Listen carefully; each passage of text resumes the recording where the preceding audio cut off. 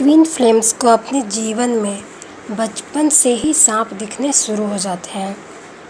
क्योंकि सांप कुंडलिनी शक्ति का प्रतीक होता है और यह कुंडलिनी शक्ति हमारे मूलाधार चक्र में सर्प के रूप में अपने मुंह में अपने पूंछ को दबा करके हमारे जितने भी जन्म हुए हैं उन सारे जन्मों के कर्मों को अपने मुंह में दबा करके अपनी आंखें बंद करके और सुप्त अवस्था में लेटी रहती है।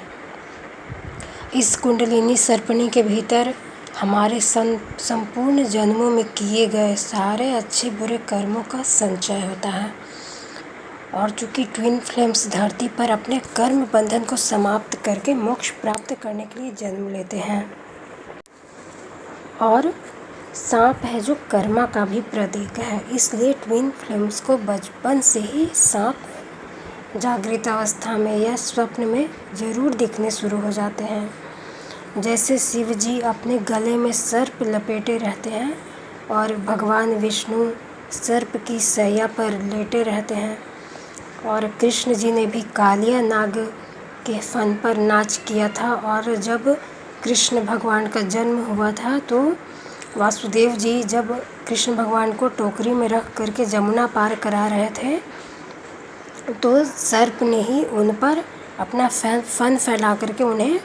कृष्ण भगवान को बारिश से बचाया था। तो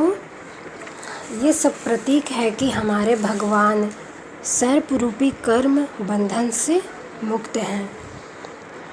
और ये तो उन पर नाच करते हैं, उन्हें अपने वश में करके उन्हें गले में लपेटते हैं, उन पर शयन करते हैं, यानी कि हमारे ईश्वर कर्म के बंधन में नहीं हैं।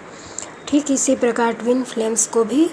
इन सर्प रूपी कर्म बंधन से मुक्त होकर मोक्ष प्राप्त करना होता है, और यही ट्विन फ्लेम्स का उद्देश्य भी है। यही कारण है कि ट्विन फ्लेम्स को बचपन से ही सांप दिखने शुरू हो जाते हैं।